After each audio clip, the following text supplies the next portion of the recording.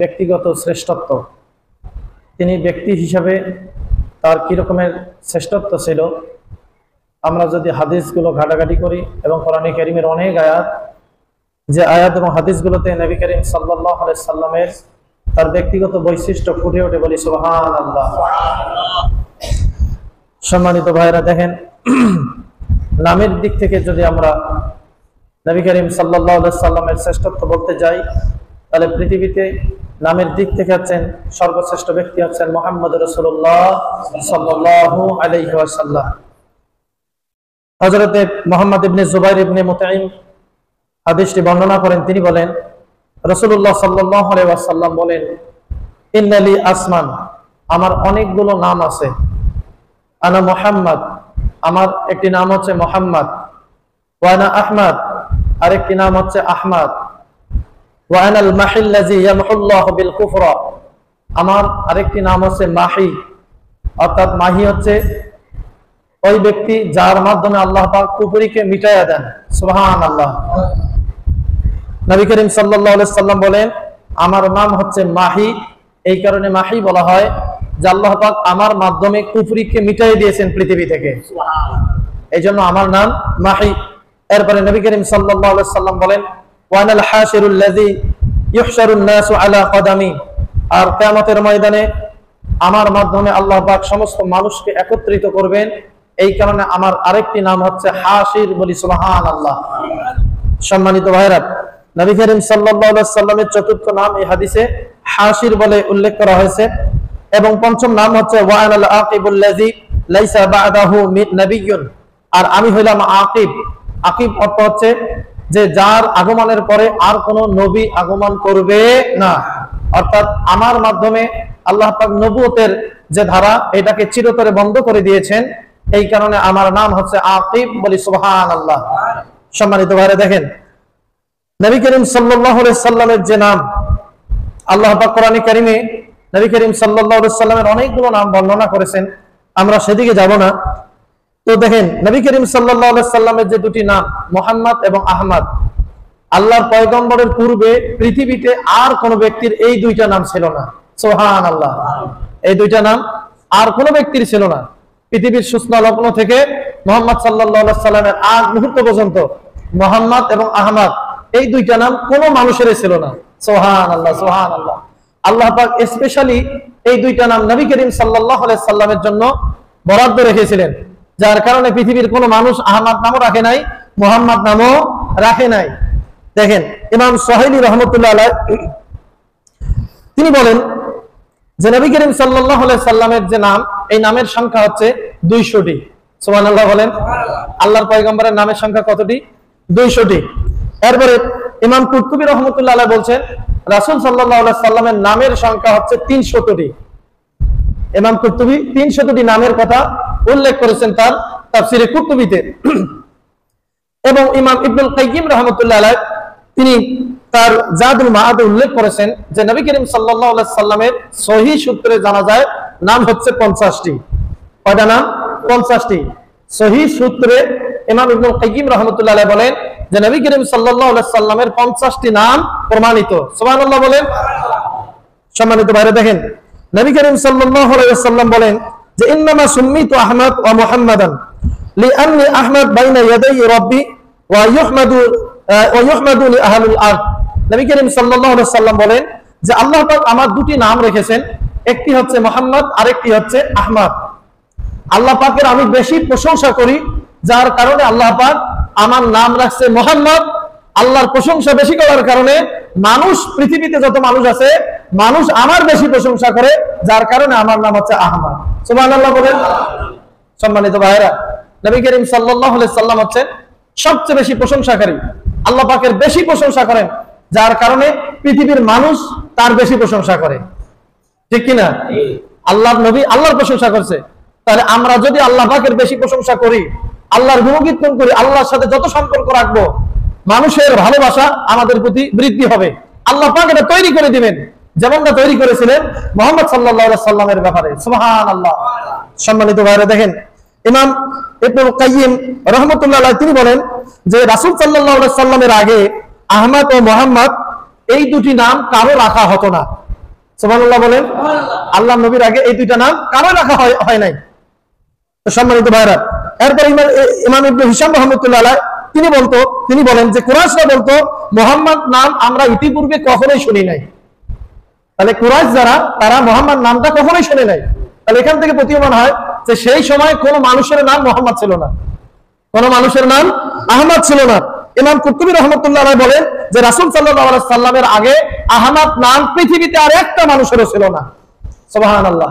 সম্মানিত ভাইরা, নবী করিম সাল্লাল্লাহু আলাইহি সাল্লাম এমন একজন ব্যক্তি যে তিনি নামের দিক থেকেও পৃথিবীতে শ্রেষ্ঠ ব্যক্তি, নামের দিক থেকেও শ্রেষ্ঠ ব্যক্তি। এরপর দেখেন নবী করিম সাল্লাল্লাহু আলাইহি সাল্লাম বংশের দিক থেকেও তিনি শ্রেষ্ঠ ছিলেন, তার বংশ ছিল সবচেয়ে শ্রেষ্ঠ বংশ। নবী করিম সাল্লাল্লাহু আলাইহি সাল্লাম বলেন যে ইন্নাল্লাহ আস্তাফা কিনানা মিন ওয়ালাদি ইসমাঈল, আল্লাহ রাব্বুল আলামিন ইসমাঈল আলাইহিস সালাতু ওয়াস সালামের সন্তানদের মধ্য থেকে কেনানাকে নির্বাচিত করেছেন। কেনানা হযরত ইসমাঈল আলাইহিস সালাতু ওয়াস সালামের যে বংশধারা, এর ভিতরে এক ব্যক্তির নাম কেনানা বা এক সন্তানের নাম কেনানা। এরপরে তিনি বলেন ওয়া ইস্তাফা কুরাইশাম মিন কিনানা, আর আল্লাহ পাক কুরাইশ বংশকে মনোনীত করেছেন এই কেনানা থেকে, অর্থাৎ বনু কেনানা থেকে। এই বনু কেনানার অধীনে যতগুলো গোত্র, যতগুলো বংশ এসেছে, এর ভিতরে আল্লাহ পাক কুরাইশ বংশকে নির্বাচিত করেছেন। সুবহানাল্লাহ, সুবহানাল্লাহ। এরপরে নবী করিম সাল্লাল্লাহু আলাইহি সাল্লাম বলেন ওয়া ইস্তাফা মিন কুরাইশিন বানি হাশিম, এরপরে আল্লাহ রাব্বুল আলামিন কুরাইশ বংশের মধ্য থেকে, কুরাইশের যে অনেকগুলো শাখা, এই শাখাগুলোর মধ্য থেকে বনু হাশিমকে আল্লাহ পাক নির্বাচিত করেছেন। এরপরে ওয়া ইস্তাফানি মিন বানি হাশিম, এবং বনি হাশিম থেকে আল্লাহ পাক আমি মুহাম্মদ সাল্লাল্লাহু আলাইহি সাল্লামকে নবী হিসেবে নির্বাচিত করেছেন। বলি সুবহানাল্লাহ। তাহলে সম্মানিত ভাইরা, নবী করিম সাল্লাল্লাহু আলাইহি সাল্লাম শুধু নামের দিক থেকে শ্রেষ্ঠ ছিলেন এমনটা না, বংশের দিক থেকেও তিনি সর্বশ্রেষ্ঠ ব্যক্তি ছিলেন পৃথিবীর বুকে। এরপরে দেখেন নবী করিম সাল্লাল্লাহু আলাইহি সাল্লাম মাতা পিতার দিক থেকেও তিনি শ্রেষ্ঠ ছিলেন। সুবহানাল্লাহ বলেন। আপনারা কি আমার কথাগুলো বুঝতেছেন? দেখেন, মাতা পিতার দিক থেকে নবী করিম সাল্লাল্লাহু আলাইহি সাল্লাম ছিলেন পৃথিবীর সর্বশ্রেষ্ঠ ব্যক্তি। নবী করিম সাল্লাল্লাহু আলাইহি সাল্লাম তিনি বলেন যে ফাহাবাতানি আল্লাহু ইলাল আরদি ফি সুলবি আদম, আল্লাহ রাব্বুল আলামিন আমাকে পৃথিবীতে প্রেরণ করেছেন হযরতে আদম আলাইহিস সালাতু ওয়াস সালামের পৃষ্ঠদেশে প্রেরণ করার মাধ্যমে। সুবহানাল্লাহ বলেন। হযরতে আদমের পৃষ্ঠদেশে আল্লাহ পাক আমাকে পাঠানোর মাধ্যমে পৃথিবীতে প্রেরণ করেছেন। এরপরে আল্লাহ নবী বলেন ওয়াজালানি ফি সুলবি নূহ, এরপর তিনি আমাকে নূহ আলাইহিস সালাতু ওয়াস সালামের পৃষ্ঠদেশে প্রেরণ করেছেন, হযরতে নূহ আলাইহিস সালাতু ওয়াস সালামের পৃষ্ঠদেশে প্রেরণ করেছেন। এরপরে নবী করিম সাল্লাল্লাহু আলাইহি সাল্লাম বলেন ওয়াকাযা ফি সুলবি ইব্রাহিম, এরপরে নূহ আলাইহিস সালাতু ওয়াস সালামের পৃষ্ঠদেশ থেকে আমি হযরতে ইব্রাহিম আলাইহিস সালাতু ওয়াস সালামের পৃষ্ঠদেশে আসি। এরপর আল্লাহ নবী বলেন সুম্মা লাম ইয়াজিলিল্লাহু ইয়ানকুলুনি মিনাল আসতাবিল কারীমা ওয়াল আরহামিত তাহিরা, এরপর আল্লাহ পাক যুগে যুগে পবিত্র পৃষ্ঠ এবং পবিত্র গর্ভে আল্লাহ রাব্বুল আলামিন আমাকে সর্বশেষে প্রেরণ করেছেন। বলি সুবহানাল্লাহ। পবিত্র পৃষ্ঠে এবং পবিত্র গর্ভে আল্লাহ পাক আমাকে প্রেরণ করেছেন। হাত্তা আখরাজানি মিন বাইনি আবওয়াইহি লাম ইয়ালতাকিয়া আলা সিফাহিন কত, সর্বশেষে পরিশেষে আল্লাহ পাক আমাকে এমন দুইজন নর আর নারীর মাধ্যমে দুনিয়ায় নিয়ে এসেছেন যারা কখনো জেনার কাজে লিপ্ত হয় নাই। সুবহানাল্লাহ। সম্মানিত ভাইরা, নবী করিম সাল্লাল্লাহু আলাইহি সাল্লাম বলেন যে আল্লাহ পাক আমাকে এমন মা আর বাবার গর্ভে, পিতা এবং মাতার মাধ্যমে দুনিয়ায় নিয়ে এসেছেন যে পিতা আর মাতা কখনো কোন রকমের অশ্লীল কাজের সাথে জড়িত হয় নাই, জেনার কাজে জড়িত হয় নাই। এই রকমের বংশধারা থেকে আল্লাহ পাক আমাকে পৃথিবীতে পাঠিয়েছেন। বলি সুবহানাল্লাহ। সম্মানিত ভাইরা, নবী করিম সাল্লাল্লাহু আলাইহি সাল্লামের বংশধারার মধ্যে, তিনি যে বংশ থেকে এসেছেন তার বংশের মধ্যে তার পিতামাতাই শুধু না, যে বংশ থেকে তিনি এসেছেন হযরত আদম আলাইহিস সালাম থেকে, সেই বংশের কোন মানুষ জেনার কাজে লিপ্ত হয় নাই। আল্লাহ পাক এমন পবিত্র বংশধারা থেকে মুহাম্মদ সাল্লাল্লাহু আলাইহি সাল্লামকে পৃথিবীতে নিয়ে এসেছেন। ভাইরা, আল্লাহ পাক আমাদেরকে কি মর্যাদাবান নবী দিয়েছেন যে নবীর বংশধারার মধ্যে কোন মানুষ জেনার কাজে লিপ্ত হয় নাই। সুবহানাল্লাহ বলবেন না? সম্মানিত ভাইরা, আল্লাহ পাক এটা তার কুদরতি ভাবে তার বংশধারাকে হেফাজত করেছেন। কারণ জেনার মাধ্যমে বংশের মধ্যে কলঙ্ক লেগে যায়, জেনার মাধ্যমে বংশে কলঙ্ক লেগে যায়। আপনি যদি কোন মেয়ে লোকের সাথে জেনার কাজে লিপ্ত হন, তাহলে ওই মেয়ে লোকের পরবর্তীতে যত বংশধর আসবে এই বংশধারার মধ্যে আপনি কলঙ্ক লাগাই দিয়েছেন, কলঙ্ক লাগাই দিয়েছেন। এজন্য ভাইরা, আপনি সুদ খেলে দুনিয়ায় কোনো শাস্তি নাই, জেনা করলে আল্লাহ পাক দুনিয়ায় শাস্তি রাখছেন। কেননা জেনার মাধ্যমে বংশে কলঙ্ক লেগে যায়।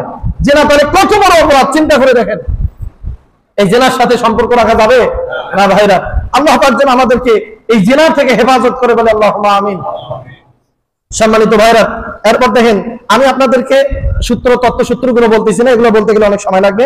এরপরে দেখেন, নবী করিম সাল্লাল্লাহু আলাইহি সাল্লাম তিনি ব্যক্তি হিসেবেও শ্রেষ্ঠ ছিলেন, তিনি ব্যক্তি হিসেবে শ্রেষ্ঠ ছিলেন।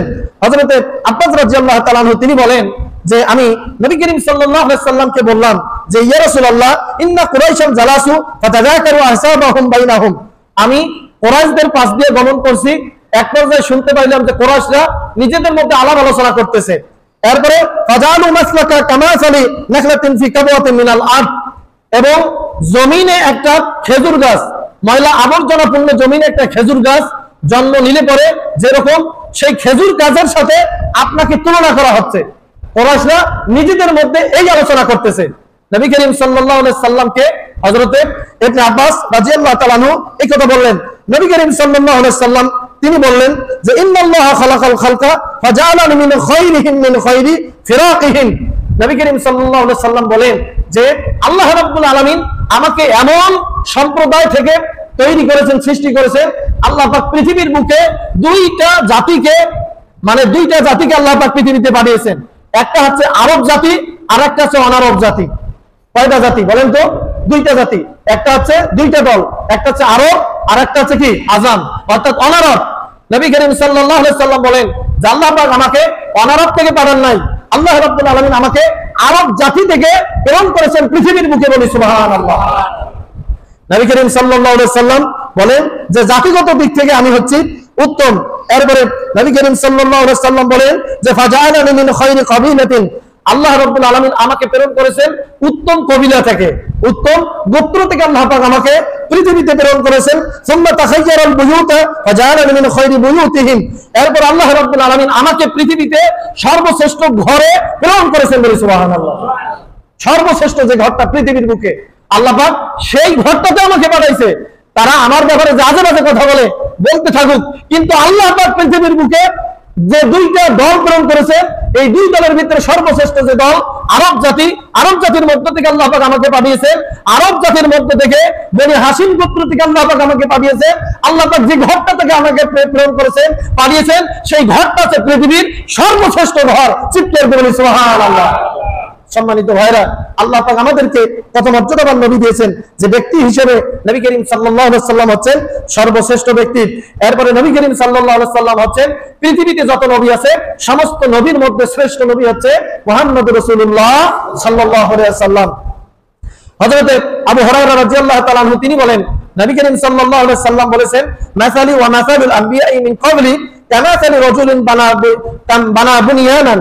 নবী করিম সাল্লাল্লাহু আলাইহি সাল্লাম বলেন যে অন্যান্য নবী, আমার পূর্বে যে নবীগুলো চলে গেছে তাদের উদাহরণ আর আমার উদাহরণ হচ্ছে সেই ব্যক্তির মতো যে ব্যক্তি একটা ইমারত তৈরি করলো, একটা ইমারত তৈরি করলো, ফাআহসানাহু ওয়া আজমালাহু, এরপর ইমারতটা এমন সুন্দর করে তৈরি করলো, অত্যন্ত সুন্দর করে তৈরি করলো।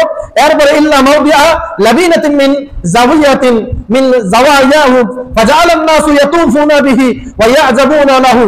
এরপরে সেই লোকটা সুন্দর করে একটা বাড়ি তৈরি করলো, এরপরে গোটা বাড়িটা সুন্দর করে তৈরি করছে, কিন্তু একটা কোণে একটা ইট লাগায় নাই, একটা কোণে একটা কি লাগায় নাই, ইট লাগায় নাই। মানুষ চতুর্দিক থেকে এই ঘরটা প্রদক্ষিণ করে আর আশ্চর্যান্বিত হয়ে যায় যে এই ঘরটা এত চমৎকার, এত সুন্দর একটা ঘর, কিন্তু এই ঘরের ভিতরে একটা ইট লাগায় নাই। এই কারণে লোকজন আশ্চর্যান্বিত হয়ে যায়। মানুষেরা বলে যে এত সুন্দর একটা ঘরের মধ্যে একটা ইট কেন লাগানো হলো না? এই ইটটা না থাকার কারণে এত সুন্দর ঘর একটা অপূর্ণাঙ্গ ঘর হয়ে গেছে।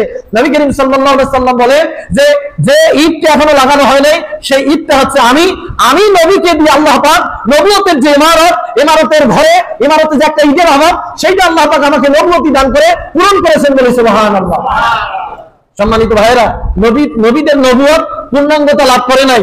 আল্লাহর পয়গম্বর যতক্ষণ না পর্যন্ত নবুয়ত পেয়েছেন, আল্লাহর পয়গম্বরের নবুয়ত পাওয়ার মাধ্যমে সমস্ত নবীর নবুয়তি পূর্ণাঙ্গতা লাভ করেছে। চিৎকার করে বলি সুবহানাল্লাহ। তাহলে আল্লাহ রাব্বুল আলামিন আমাদেরকে যে নবী দিয়েছেন এই নবী হচ্ছে সর্বশ্রেষ্ঠ নবী। সহিহ মুসলিমের এই হাদিস। এরপর দেখেন নবী করিম সাল্লাল্লাহু আলাইহি সাল্লামকে আল্লাহ পাক পৃথিবীতে সমস্ত নবীর উপরে মর্যাদা দিয়েছেন 6টি কারণে। বলেন তো কয়টি কারণে?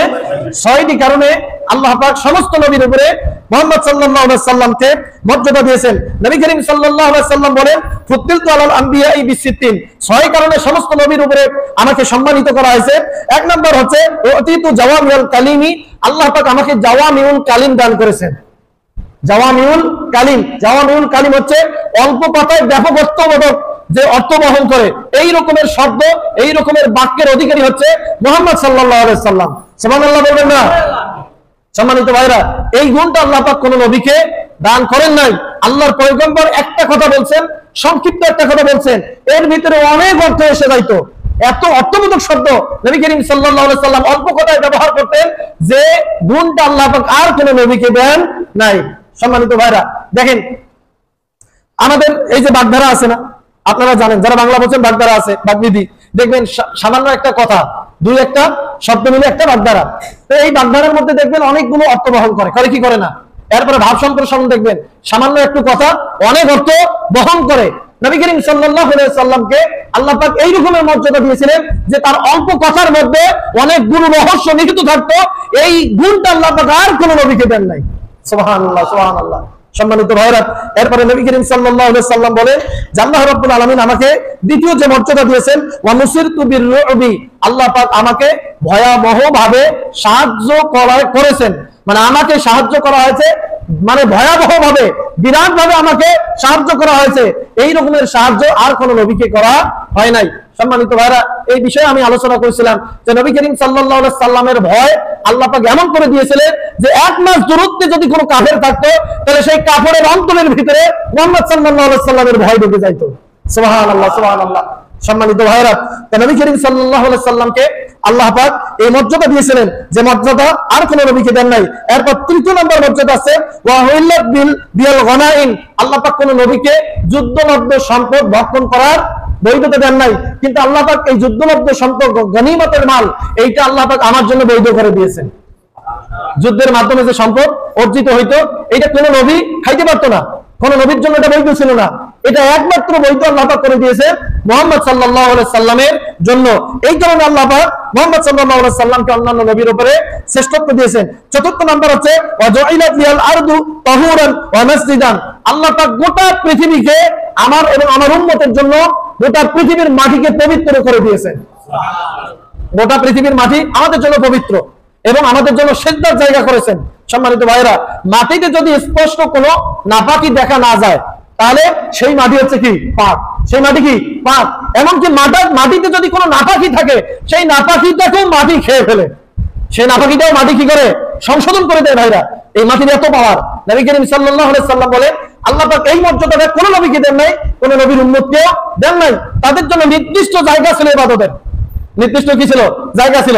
সব জায়গায় তারা নামাজ পড়তে পারতো না, কিন্তু আল্লাহ পাক আমাদের জন্য এমন করে দিয়েছেন যে যেখানে আপনি থাকেন না কেন, আপনি যদি কাজ করতেও যান, আজান হয়েছে, নামাজের সময় হয়েছে, ওই অবস্থায় আপনি আইনে নামাজ পড়তে পারবেন। সুবহানাল্লাহ বলবেন না?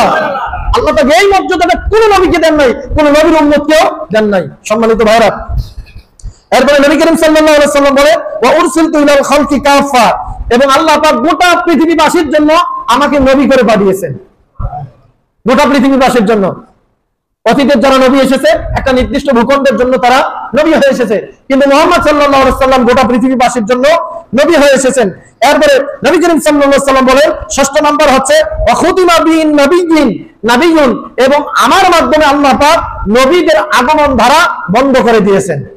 সুবহানাল্লাহ বলেন। আল্লাহর নবীর পরে আর কোন নবী আসবে না। আসবে নাকি? আমাদের দেশে আছে না কাদিয়ানীরা, তারা মনে করে যে মুহাম্মদ সাল্লাল্লাহু আলাইহি সাল্লামের পরে নবুয়তের দরজা বন্ধ হয় নাই, আরো নবী আসবে। তারা এটা দাবি করে কি করে না? সম্মানিত ভাইরা, কাদিয়ানীরা হচ্ছে স্পষ্ট কাফের। কাদিয়ানীরা কি? স্পষ্ট কাফের। এরপর দেখেন পৃথিবীতে আরেকটা ধর্ম আছে বাহাই ধর্ম। বাহাই ধর্ম, এই বাহাই ধর্মের উৎপত্তি হয়েছে ইরানে। যাই হোক, অবশ্যই আমরা যাবো না, শুধু এতটুকু বলি যে বাহাই ধর্মের লোকদের আকীদা হচ্ছে একটি, যে তারা মুহাম্মদ সাল্লাল্লাহু আলাইহি সাল্লামকে শেষ নবী হিসেবে মানে না, তারা বাহাউল্লাহকে নবী হিসেবে মানে। সম্মানিত ভাইরা, তো পৃথিবীতে এমন অনেক সম্প্রদায় আছে যারা মুহাম্মদ সাল্লাল্লাহু আলাইহি সাল্লাম যে সর্বশেষ নবী এটা তারা মানতে চায় না। তো যারা মানতে চায় না এরা নিঃসন্দেহে কাফের। এরা নিঃসন্দেহে কি বলেন? কাফের। কোনো সন্দেহ আছে? কোনো সন্দেহ নেই ভাইরা। তো নবী করিম সাল্লাল্লাহু আলাইহি সাল্লাম বলেন এই 6টি কারণে আল্লাহ পাক সমস্ত নবীর উপরে আল্লাহ পাক আমাকে শ্রেষ্ঠত্ব দিয়েছেন। এরপরে আল্লাহ রাব্বুল আলামিন আমাকে 4টি কারণেও শ্রেষ্ঠ বানিয়েছেন। বলেন কয়টি কারণে? 4টি কারণে। 1 নম্বর কারণ হচ্ছে বিসাখাহি, আল্লাহ পাক আমাকে উদারতা দান করেছেন। আল্লাহর পয়গম্বর এত উদার ছিলেন, তার মনটা এত উদার ছিল, সাগরের চেয়েও নবী মুহাম্মদ সাল্লাল্লাহু আলাইহি সাল্লামের মনটা উদার ছিল। সুবহানাল্লাহ বলবেন না? কিন্তু ভাইরা দুঃখের বিষয়, আমরা আমাদের মন উদার করতে পারি নাই। যত আমরা সংকীর্ণ করেছি, মানে সংকীর্ণতার শীর্ষ চূড়ে আমরা পৌঁছে গেছি। আমাদের মন এত সংকীর্ণ, এই মনকে সংকীর্ণতা থেকে মুক্ত রাখতে হবে ভাইরা। নবী করিম সাল্লাল্লাহু আলাইহি সাল্লাম বলেছেন যে বিসাখা, আল্লাহ পাক আমাকে উদারতার মাধ্যমে পৃথিবীতে শ্রেষ্ঠত্ব দান করেছেন। এরপরে 2 নম্বর হচ্ছে সাজা, আল্লাহ পাক আমাকে বীরত্বের মাধ্যমে, শক্তির মাধ্যমে পৃথিবীতে শ্রেষ্ঠত্ব দান করেছেন। পৃথিবীতে নবী মুহাম্মদ সাল্লাল্লাহু আলাইহি সাল্লামের মতো বীর আর একটাও আছে? একটাও বীর নাই। আল্লাহর পয়গম্বরের যে বীরত্ব, এই রকমের বীরত্ব আল্লাহ পাক পৃথিবীতে আর কাউকে দেন নাই। এরপরে 3য় কারণ হচ্ছে ওয়াকাসরাতুল জিমাই। এরপরে নবী করিম সাল্লাল্লাহু আলাইহি সাল্লাম বলেন যে 3য় কারণ হচ্ছে যে আল্লাহ রাব্বুল আলামিন স্ত্রী সহবাসের দিক থেকে আমাকে শ্রেষ্ঠত্ব দান করেছেন। স্ত্রী সহবাসের দিক থেকে আমি সবচেয়ে শ্রেষ্ঠ। সম্মানিত ভাইরা, নবী করিম সাল্লাল্লাহু আলাইহি সাল্লামের অনেক একাধিক স্ত্রী ছিল। কোন কোন বর্ণনায় এসেছে 9টা, কোন কোন বর্ণনায় এসেছে 11টা, কোন কোন বর্ণনায় এসেছে 13টা। তো নবী করিম সাল্লাল্লাহু আলাইহি সাল্লাম তিনি স্ত্রী সহবাসের দিক থেকেও পৃথিবীতে কি শ্রেষ্ঠ। সম্মানিত ভাইরা, কিন্তু সেই নবীর উম্মত হয়ে এখন আমরা জেনার সেঞ্চুরিয়ান হয়ে গেছি। আছে না? জেনার সেঞ্চুরি করে। আল্লাহর পয়গম্বর স্ত্রী সহবাসের দিক থেকে শ্রেষ্ঠ হয়েছে, আর আমরা এখন জেনার দিক থেকে শ্রেষ্ঠ হচ্ছি। নাউজুবিল্লাহ বলেন। সম্মানিত ভাইরা, কোন দিকে চলছি? নবী সাল্লাল্লাহু আলাইহি সাল্লাম চলছেন যেদিকে, আমরা চলছি তার বিপরীত দিকে। আমরা চলছি কোন দিকে? বিপরীত দিকে। অনেকে আছে একটা স্ত্রীতে সন্তুষ্ট হয় না, জেনার কাজে লিপ্ত হয়। হয় না? এরকম হয় না? হয় ভাইরা। দেখেন নবী মুহাম্মদ সাল্লাল্লাহু আলাইহি সাল্লাম কি বুঝিয়েছেন এখান থেকে, যে জেনার আশঙ্কা থাকলে একাধিক স্ত্রী করতে হবে। একাধিক স্ত্রী করতে হবে ভাইরা, যদি জেনার আশঙ্কা করে। কিন্তু বাংলাদেশে আমাদের এই অবস্থা নাই। যদি আপনি দ্বিতীয় বিয়ে করেন তাহলে আপনার প্রথম বিয়ে টিকবে না, ওই মেয়ে আপনার ঘরে আর সংসার করবে না। এই রকমের অবস্থা ভাইরা, বিশৃঙ্খলা তৈরি হয়। তো এটা হচ্ছে আমাদের দেশের অবস্থা, কিচ্ছুই করার নাই। সম্মানিত ভাইরা, এরপরে দেখেন নবী করিম সাল্লাল্লাহু আলাইহি সাল্লাম বলেন ওয়াশিদ্দাতুল বাতাস বাদশি, আল্লাহ পাক পৃথিবীতে আমাকে যত শক্তিশালী করেছেন, শক্তিশালীর দিক থেকেও আল্লাহ পাক আমাকে শ্রেষ্ঠত্ব দান করেছেন বলে সুবহানাল্লাহ। সম্মানিত ভাইরা, নবী করিম সাল্লাল্লাহু আলাইহি সাল্লাম তিনি ব্যক্তিগত দিক থেকে আছেন পৃথিবীর সর্বশ্রেষ্ঠ ব্যক্তি। এরপরে নবী করিম সাল্লাল্লাহু আলাইহি সাল্লাম বলছেন যে দেখেন পৃথিবীতে তার জ্যোতির মতো আর কারো জ্যোতি হতে পারে না। আল্লাহর পয়গম্বরকে আল্লাহ পাক কি মর্যাদা দিয়েছেন ভাইরা। দেখেন হাদিসে এসেছে, হযরত আনাস ইবনে মালিক রাদিয়াল্লাহু তাআলা আনহু তিনি বলেন যে লাম্মা কানাল ইয়াউমুল লাযী দাখালাহু ফীহি রাসূলুল্লাহ সাল্লাল্লাহু আলাইহি ওয়াসাল্লাম আল মাদিনাতা আদা মিনহা কুল্লু শাইইন।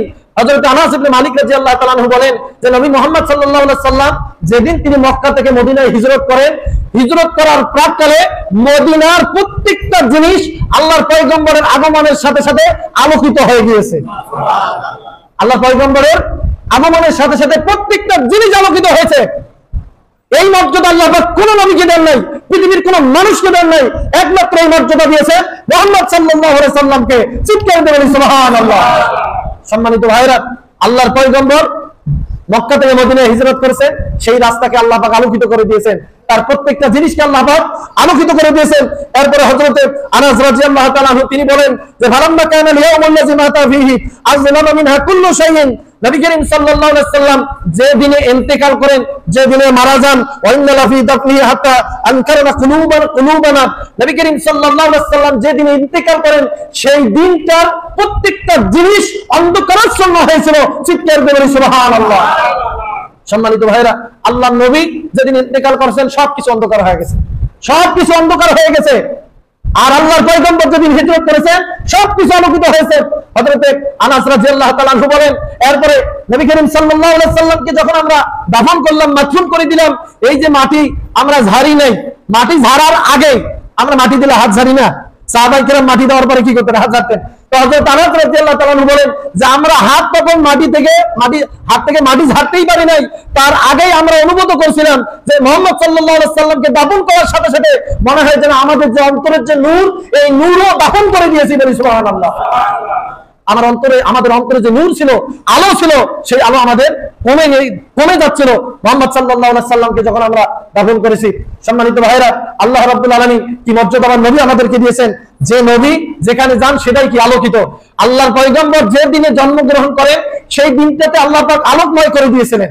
আমরা হাদিসে অনেক প্রমাণ পাই ভাইরা, অনেক প্রমাণ। হযরত আমিনা বলেন যে আমার সন্তান যেদিন জন্মগ্রহণ করে আমি লক্ষ্য করে দেখলাম আকাশ থেকে মনে হয় যেন একটা আলো এসে আমার ঘরে প্রবেশ করলো। এরপর আমি লক্ষ্য করে দেখলাম যে আমার সন্তান যখন জন্মগ্রহণ করেছে পারস্যের যে প্রাসাদগুলো আছে, পারস্যের প্রাসাদগুলো আলোকিত হয়ে গেছে। আমি আমিনা আমার ঘর থেকে আমি পারস্যের প্রাসাদগুলো দেখতে পেয়েছি। চিৎকার দিয়ে বলি সুবহানাল্লাহ। আল্লাহ পাক কি নবী আমাদেরকে দিয়েছিলেন ভাইরা, সেই নবীর আদর্শ আজকে আমাদেরকে ভালো লাগে না। এরপরে দেখেন আল্লাহ রাব্বুল আলামিন মুহাম্মদ সাল্লাল্লাহু আলাইহি সাল্লামকে কি মর্যাদা দিয়েছিলেন। চারিত্রিক দিক থেকেও মুহাম্মদ সাল্লাল্লাহু আলাইহি সাল্লাম ছিলেন পৃথিবীর সর্বশ্রেষ্ঠ ব্যক্তি। সুবহানাল্লাহ বলবেন না? সম্মানিত ভাইরা, নবী করিম সাল্লাল্লাহু আলাইহি সাল্লাম বলেন, হযরত আনাস রাদিয়াল্লাহু তাআলা আনহু হাদিসটি বর্ণনা করেছেন যে কানা রাসূলুল্লাহ সাল্লাল্লাহু আলাইহি সাল্লাম আহসানান নাসি খুলুকা, আল্লাহর নবী পৃথিবীতে সবচেয়ে উত্তম চরিত্রের অধিকারী ছিলেন। কে সত্যায়ন করতেছেন? হযরতে আনাস রাদিয়াল্লাহু তাআলা আনহু। এই আনাস রাদিয়াল্লাহু তাআলা আনহুকে বলা হয় খাদিমুর রাসূল সাল্লাল্লাহু আলাইহি সাল্লাম। আল্লাহর পয়গম্বরের খাদেম ছিলেন, 10 বছর আল্লাহর পয়গম্বরের খাদেমি করেছেন। হযরত আনাস বলেন যে আল্লাহর পয়গম্বর কখনো আমাকে একটা কটু কথাও বলে নাই, কটু কথাও বলে নাই। আল্লাহর পয়গম্বরের খাদেম ছিলেন। ভাইরা চিন্তা করেন, আমাদের বাড়ির যে কাজের লোকরা থাকে তাদের সাথে আমরা কি আচরণ করি? আমি আপনি কতটুকু ভালো? বাড়ির কাজের মানুষকে যদি বলা হয় যে তোমার মনিক কিরকম, তাহলে কাজের মানুষ বলে দিবি যে এইরকম। এই কোয়ালিটি আজকে আমাদের চরিত্র মুহাম্মদ সাল্লাল্লাহু আলাইহি সাল্লামের চরিত্রের সম্পূর্ণ বিপরীত হয়ে গেছে ভাইরা। তাহলে মানুষের সাথে ভালো ব্যবহার করতে হবে ভাইরা। করতে পারবো তো? ইনশাআল্লাহ মানুষের সাথে ভালো আচরণ করতে হবে। এরপর দেখেন নবী করিম সাল্লাল্লাহু আলাইহি সাল্লামের দেহ মোবারক এমন ছিল, তার দেহ মোবারকটা ছিল সুগ্রাণে ভরা। কিসে ভরা? সুগ্রাণ দেহের অধিকারী ছিলেন মুহাম্মদ সাল্লাল্লাহু আলাইহি সাল্লাম।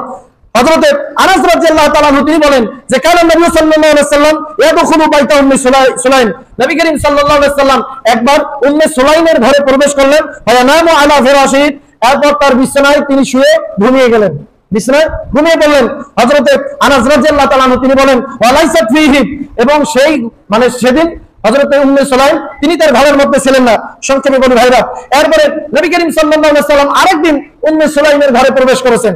এরপরে তিনি সেখানে ঘুমিয়ে গেছেন। হযরত উম্মে সুলাইম তিনি আসার পরে হযরত আনাসকে বললেন, জানাস আমার ঘরে কে শুয়েছে? হযরত আনাস রাদিয়াল্লাহু তাআলা বললেন যে নবী করিম সাল্লাল্লাহু আলাইহি সাল্লাম আপনার বিছানায় শয়ন করেছেন। এরপরে হযরত আনাস রাদিয়াল্লাহু তাআলা বলেন যে আমি লক্ষ্য করে দেখলাম মুহাম্মদ সাল্লাল্লাহু আলাইহি সাল্লাম শুয়ে আছেন চামড়ার যে গদি বিছানা, সেই সময় বিছানা ছিল কিসের? চামড়ার। তো চামড়ার বিছানায় মুহাম্মদ সাল্লাল্লাহু আলাইহি সাল্লাম শুয়ে আছেন, তিনি ঘামিয়ে গেছেন, তার ঘাম মোবারক চামড়ার বিছানার উপরে একত্রিত হয়েছে, জমা হয়েছে। হযরত উম্মে সুলাইম রাদিয়াল্লাহু তাআলা তিনি একটা শিশি হাতে নিয়ে সেই ঘামগুলো তিনি শিশির মধ্যে ভরতেছেন। সুবহানাল্লাহ বলে। এই শিশির মধ্যে যখন তিনি ঘামগুলো ভরতেছেন, নবী করিম সাল্লাল্লাহু আলাইহি সাল্লামের ঘুম ভেঙে গেল। আল্লাহর নবী উম্মে সুলাইমকে বলল যে উম্মে সুলাইম ব্যাপারটা কি, তুমি কি করতেছো? উম্মে সুলাইম রাদিয়াল্লাহু তাআলা তিনি বললেন যে ইয়া রাসূলুল্লাহ আপনার ঘামগুলো আমি সংরক্ষণ করতেছি। কেন তুমি সংরক্ষণ করতেছো? উম্মে সুলাইম বলল যে ইয়া রাসূলুল্লাহ আমাদের যে সন্তান নারজু বারাকাতাহু লিসিবয়ানিনা, আমাদের যে সন্তান এই সন্তানদের বরকতের জন্য আপনার এই ঘাম মোবারক আমি সংরক্ষণ করতেছি। হযরত উম্মে সুলাইম রাদিয়াল্লাহু তাআলা আনহা যখন তিনি এই কথা বললেন, আল্লাহর নবী বললেন উম্মে সুলাইমকে আসাতে, হে উম্মে সুলাইম তুমি সঠিক কাজ করেছো, তুমি সঠিক কাজ করেছো, ঘাম সংরক্ষণ করেছো তোমার সন্তানদের কল্যাণের জন্য, তোমাদের সন্তানদের উপকারের জন্য, বরকতের জন্য, এটা তুমি সঠিক কাজ করেছো। চিৎকার করে বলি সুবহানাল্লাহ। সম্মানিত ভাইরা একটু চিন্তা করেন তো, আল্লাহ পাক আমাদেরকে কি নবী দিয়েছেন? নবীও বরকত, নবী সাল্লাল্লাহু আলাইহি সাল্লামের যে ঘাম মোবারক সেটাও আমাদের জন্য বরকত, সেটা উম্মতের জন্য বরকতের কারণ। ভাইরা আল্লাহ পাক কত শ্রেষ্ঠ নবী দিয়েছেন আমাদেরকে। এরপরে দেখেন নবী মুহাম্মদ সাল্লাল্লাহু আলাইহি সাল্লাম ছিলেন পৃথিবীর বুকে সবচেয়ে সুন্দর চেহারার অধিকারী। সবচেয়ে সুন্দর চেহারা ছিল মুহাম্মদ সাল্লাল্লাহু আলাইহি সাল্লামের। হযরত আনাস রাদিয়াল্লাহু তাআলা আনহু তিনি এই হাদিসটি বর্ণনা করেন। তিনি বলেন যে মুহাম্মদ সাল্লাল্লাহু আলাইহি সাল্লাম যখন তিনি হাঁটতেন তিনি একটু সামনের দিকে ঝুঁকে হাঁটতেন, মানে একটু সামনের দিকে ঝুঁকে হাঁটতেন, বাঁকা হয়ে হাঁটতেন। সিনা টান করে মুহাম্মদ সাল্লাল্লাহু আলাইহি সাল্লাম কখনো হাঁটতেন না। ভাইরা আমার, সিনা টান করে হাঁটলে পরে একটু মনের মধ্যে অহংকার আসে, আসে কি আসে না? সিনা টান করে হাঁটলে অহংকার আসে। এজন্য মুসলমানদের উচিত হচ্ছে যখন হাঁটবে ওয়ামশুনা আলাল আরদি হাওনা, অত্যন্ত ভদ্রভাবে হাঁটবে, নমনীয়তার সাথে হাঁটবে। এটা হচ্ছে মুমিনদের বৈশিষ্ট্য।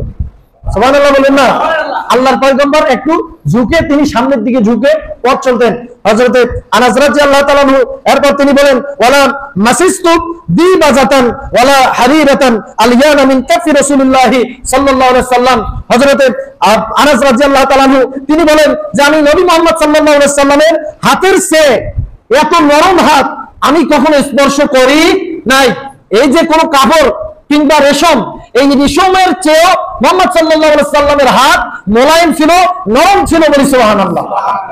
আল্লাহর পয়গম্বরের হাত মোবারক এত নরম ছিল ভাইরা, রেশমি কাপড়ের চেয়েও নরম ছিল মুহাম্মদ সাল্লাল্লাহু আলাইহি সাল্লামের হাত মোবারক। এরপর তিনি বলেন যে মুহাম্মদ সাল্লাল্লাহু আলাইহি সাল্লামের শরীর থেকে যে সুঘ্রাণ আসতো, তার ঘাম থেকে যে সুঘ্রাণ আসতো, আমি কখনো এই রকমের সুঘ্রাণ কোন মিষ্টির মধ্যেও পাই নাই, আঙ্গুরের মধ্যেও পাই নাই। বলি সুবহানাল্লাহ। আল্লাহর পয়গম্বরের শরীর মোবারকের ঘাম তার শরীরের সুগন্ধি মিষ্ক এবং আম্বরের চেয়েও বেশি সুগন্ধময় ছিল ভাইরা। আল্লাহ পাক আমাদেরকে এই রকমের নবী দিয়েছেন। এরপর দেখেন নবী মুহাম্মদ সাল্লাল্লাহু আলাইহি সাল্লামকে আল্লাহ পাক কি মর্যাদা দিয়েছেন। আল্লাহর পয়গম্বরের মতো লজ্জাশীল পৃথিবীতে আর কেউ ছিল না, তার মতো লজ্জাশীল কেউ ছিল না। একটা কুমারী মেয়ে, পর্দালেশীন কুমারী মেয়ে, তার যেরকম লজ্জা, তার থেকেও বেশি লজ্জা ছিল মুহাম্মদ সাল্লাল্লাহু আলাইহি সাল্লামের। সুবহানাল্লাহ বলবেন না? কিন্তু ভাইরা দুঃখের বিষয়, আজকে আমাদের এই লজ্জাটাই নাই। আছে লজ্জা আছে আমাদের মধ্যে? লজ্জা নাই। আজকে আমরা লজ্জা করতে পারি না, হায় সব আমাদের মধ্যে নাই। আজকে মুরব্বী হয়েছে ঘন্টার পর ঘন্টা টেলিভিশনের সামনে বসে সিনেমা দেখে, আছে না? এমন অনেক বুড়ো মানুষ আছে। লজ্জা আছে কোথায় আমাদের? বলেন কোথায় লজ্জা আছে আমাদের? লজ্জা শরম আমাদের উঠে গেছে। অথচ আল্লাহর পয়গম্বরের মতো লজ্জাশীল পৃথিবীতে আর কোনো মানুষ ছিল না। হযরতে আবু সাঈদ খুদরী রাদিয়াল্লাহু তাআলা আনহু তিনি বলেন যে কানা নবী সাল্লাল্লাহু আলাইহি ওয়াসাল্লাম আশাদ্দা হায়াআন মিনাল আযরাই ফি খিদরিহা ওয়া কানা ইযা কারিহা শাইয়ান আরাফনাহু ফি ওয়াজহিহি। হযরতে আবু সাঈদ খুদরী রাদিয়াল্লাহু তাআলা আনহু বলেন আল্লাহর পয়গম্বরের লজ্জা ছিল যে একজন পর্দানশীল কুমারী যে মহিলা, এই কুমারী নারীর থেকেও মুহাম্মদ সাল্লাল্লাহু আলাইহি সাল্লাম বেশি লজ্জাশীল ছিলেন। বলি সুবহানাল্লাহ। সম্মানিত ভাইরা, এরপরে মুহাম্মদ সাল্লাল্লাহু আলাইহি সাল্লাম দেখেন তিনি ব্যক্তিগতভাবে কি ছিলেন? শ্রেষ্ঠ ছিলেন। চরিত্রের দিক থেকেও মুহাম্মদ সাল্লাল্লাহু আলাইহি সাল্লাম শ্রেষ্ঠ ছিলেন এবং পরকালেও মুহাম্মদ সাল্লাল্লাহু আলাইহি সাল্লাম সবচেয়ে শ্রেষ্ঠ হবেন। সুবহানাল্লাহ বলবেন না? দুনিয়ায়ও শ্রেষ্ঠ, পরকালেও শ্রেষ্ঠ। দেখেন মুহাম্মদ সাল্লাল্লাহু আলাইহি সাল্লাম পরকালে সর্বপ্রথম তিনি কবর থেকে বের হবেন। সর্বপ্রথম কবর থেকে কে বের হবেন? মুহাম্মদ সাল্লাল্লাহু আলাইহি সাল্লাম। আল্লাহ নবী বলেন জানা আউয়ালুন নাসি খুরুজান ইযা বুইসু, যখন কিয়ামত সংঘটিত হবে সর্বপ্রথম আমি মাটি বিদীর্ণ করে কবর ভেদ করে বের হয়ে আসব। এরপরে তিনি বলেন ওয়ানা খাতিবুহুম ইযা ওয়াফাদু, আর যখন পৃথিবীর সমস্ত মানুষ প্রতিনিধি হয়ে আল্লাহ পাকের দরবারে উঠবে, সেই প্রতিনিধি দলের মুখপাত্র হব আমি। সুবহানাল্লাহ বলেন, সুবহানাল্লাহ বলেন। সম্মানিত ভাইরা, একটু চিন্তা করেন, আমরা যখন কিয়ামতের ময়দানে সব মানুষ আল্লাহর দরবারে উঠবো, কেউ কথা বলার সাহস পাবো না। একজন কথা বলবেন, তিনি হচ্ছেন মুহাম্মদ সাল্লাল্লাহু আলাইহি ওয়াসাল্লাম। এরপর আল্লাহ নবী বলেন ওয়ানা মুবাশশিরুহুম ইযা আইসু, এরপর যখন তারা কিয়ামতের ময়দানে নিরাশ হয়ে যাবে, সেই কিয়ামতের ময়দানেও আমি রাসূল তাদেরকে সুসংবাদ দান করব। ভাইরা আমার, আমরা যখন নিরাশ হয়ে যাব, যখন বলবো যে আল্লাহ হয়তো আমাদেরকে জাহান্নামে ফেলাই দিবেন, আমাদের বাঁচার আর কোনো পথ নাই, সেই সময় মুহাম্মদ সাল্লাল্লাহু আলাইহি সাল্লাম আমাদেরকে সুসংবাদ দিবেন, বলবেন যে কোনো চিন্তা করো না, তোমাদের জন্য সুপারিশ আল্লাহর দরবারে করব। সুবহানাল্লাহ বলবেন না? সম্মানিত ভাইরা, আল্লাহ পাক এই পয়গম্বরকে কি মর্যাদা দিয়েছেন ভাইরা। এরপরে নবী মুহাম্মদ সাল্লাল্লাহু আলাইহি সাল্লাম বলেন লিয়াউল হামদু ইয়াউমাইযিন বিয়াদিক, সেই দিন কিয়ামতের ময়দানে প্রশংসার যে পতাকা, এই প্রশংসার পতাকা থাকবে আমি মুহাম্মদ সাল্লাল্লাহু আলাইহি সাল্লামের হাতে।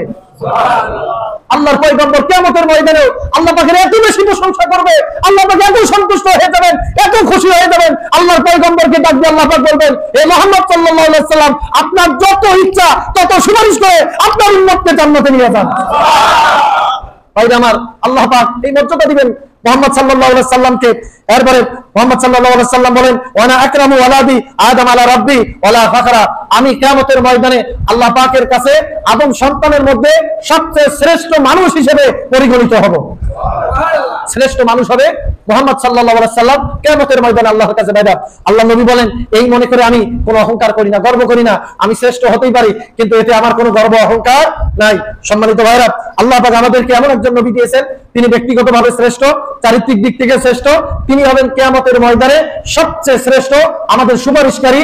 সকলে বলেন সুবহানাল্লাহ। আল্লাহ পাক যেন সেই নবীর আনুগত্য পুঙ্খানুপুঙ্খ রূপে করার আমাদেরকে তৌফিক দান করে দেন, বলে আল্লাহুম্মা আমিন। যারা চার রাকাত সুন্নাত পড়েন নাই, সুন্নাত আদায় করে নেন।